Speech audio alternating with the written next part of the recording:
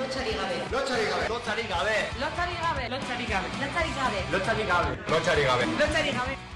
Lotxarik gabe leloak dioenez, animatzen gara Portugaleteko berbalagunak izatera. Guaino tabernaren barruan, asteazkenero talde bat topatzen dugu. Manu, Dioni, Edurne, Naiara eta Paki harrapatzen ditugu gaurko prentza komentatzen. Bermeo, jokatu handia. Bai. Kaian, apurtu du berriro. olatuak oso altua izan dira, 9 metro eta pikoa. Baina ni ez dakiz ere egiten da hemen jendea. Oso arriskutsua da hori. Eguneroko albistei buruz hitz egiteaz gain, berbalagunak ere, euren bizipenez mintzatzen dira. Garrantzitsuena ez da gaia euskeraz egitea baizik. Bakoitzak bere arrazoia du. 3 urte daramatxat euskara ikasten, hemen haekan, Portugaleteko haekan, eta osori,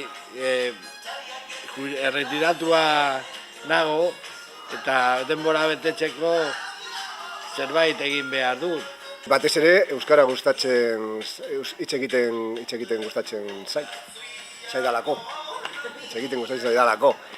Eta zer gehiago, oso ondo etortzen zait nire semearekin ariketak egiteko. Hitz egiteko.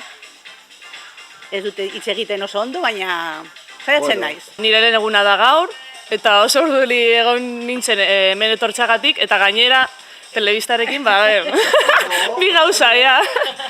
Eta euskara asko gustatzen zait, baina orain ez nago ikasten, ezin dut, ez dauka demorarik.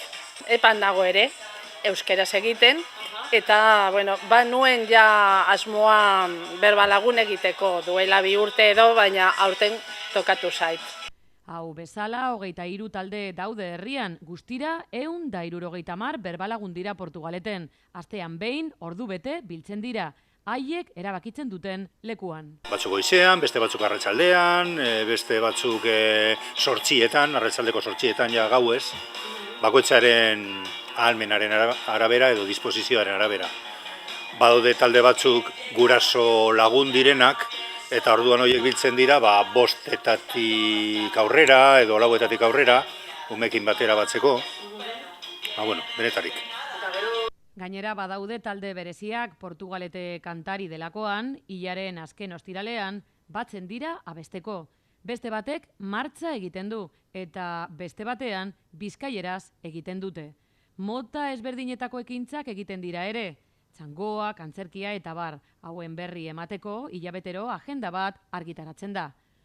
Urtarrilean errefurtzo kanpaina batekin hasi ziren ia jende gehiago animatzen den. Bereziki, bide lagunak behar dituzte, hau da, euskara ondo dakiten pertsonak taldean erreferentea izateko eta besteei laguntzeko. Dena den, hizkuntzaren maila ez da inporta, jende guztia gonbidatuta dago. Jendea apuntatzen da eta galdetzen diot, zein egunetan komeni zaizu? Goiz ez arratsalde, probaitu, hemen dagozu talde bat. Bai?